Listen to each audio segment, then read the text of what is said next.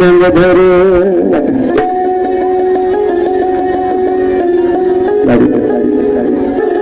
लक्ष्मीशा रंगधर सेनापती रघुवीर राधा गोविंदा ओ राधा गोविंदा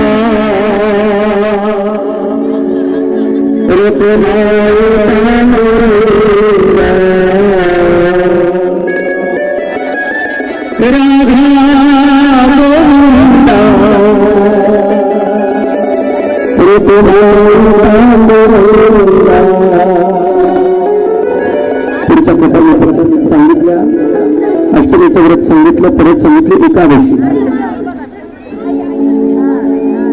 एकादशीच्या दिवशी वारकरी संप्रदायामध्ये दोन्ही एकादशा निराहार केल्या जातात पण शैव संप्रदायामध्ये पहिली एकादशी जीवन करून केली जाते आणि दुसरी एकादशी निराहार केली जाते या कथा झाल्या शुक्रवारी आलेला प्रवेश केला तर पती पत्नीमध्ये प्रेम वाढतं आणि शनिवारी आलेला प्रवेश केला तर साडेसती कमी होते आणि रविवारी आलेला प्रवेश केला तर दुःख नष्ट होतं प्रवेशाचे व्रत तुम्ही केले पाहिजे अशा प्रकारे त्याचं वर्णन सांगितलं मला त्याची कथा त्या ठिकाणी वर्णन केली आणि मग थोडे प्रश्न विचारले की महाराज पुढच्या काही कथा आम्हाला सांगा पुढच्या कथेचं वर्णन आम्हाला करा आणि पवित्र अशी कथा त्या ठिकाणी सांगितली प्रदेशचे वर्णन केलं आणि प्रदेश झाल्यानंतर मग शिवरात्री सांगितल्या शिवरात्र म्हणजे सगळ्या व्रताचा आगर आहे आगर म्हणजे डेपो बस स्टँड वरून सगळ्या गाड्या शेवटी डेपोमध्ये जातात तसे सगळे उपवास शेवटी शिवरात्रीमध्ये एकरूप होतात ज्याने ज्याने एक शिवरात्री केली त्याला वर्षाचं व्रत केलेलं पुण्य प्राप्त होतं अशा कथा या ठिकाणी वर्णन केल्या सगळ्यांना अजून एकदा विनंती काल जसं तुम्ही रस्ता सोडला होता तसा सगळीकडे रस्ता सोडायचा आहे रंगवलेले नाणी झाडाचं जसं फळ आहे तसंच हे रुद्राक्ष आहे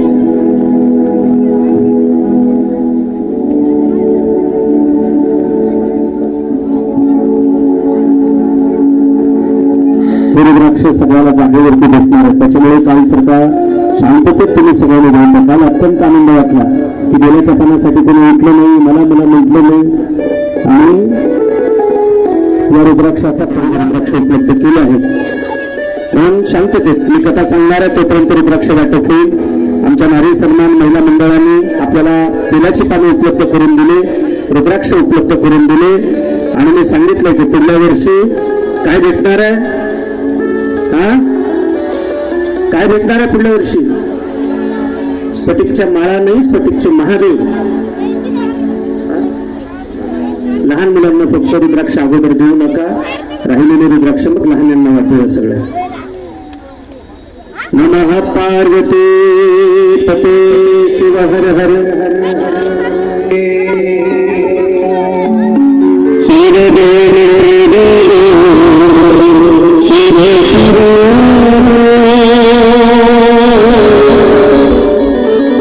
शंकर शंकर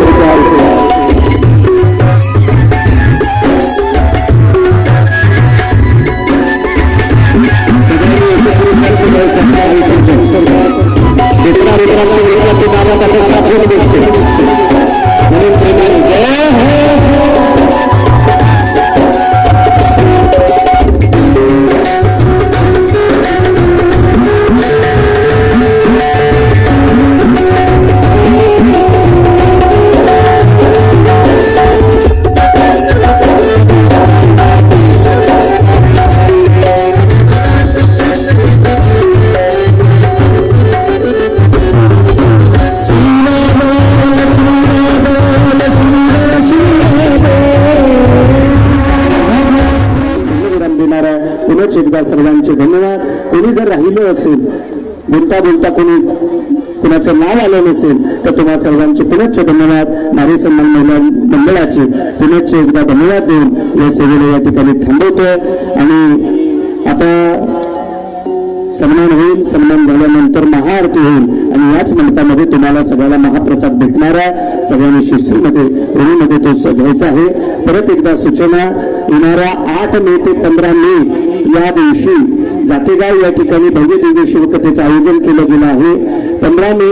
ते पुढे 7 दिवस आपल्या पेंडगाव येथील मारुती मंदिरामध्ये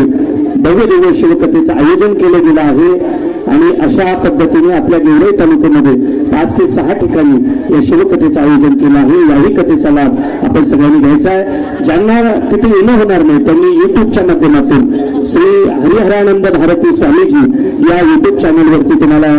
या कथा सगळ्या पुढे लाईव्ह पाहायला भेटतील. त्या जरूर तुम्ही सगळ्यांनी घरी बसून पहा. एवढंच या कथेचं निरूपण करून ही सेवा माझ्या भगवंताच्या चरणी समर्पित करतो. कुणाची एकदा बोलताना काही जर वाईट बोलले असेल, कुणाच्या मनाला लागलं असेल, काही जणांना भजनं जास्त ऐकायला भेटली असतील, त्या सगळ्यांचे क्षमा मागून या सेवेला या ठिकाणी पूर्णविराम देतो. आणि जाता जाता परत एकदा सांगतो, झाली शिवकथा रंग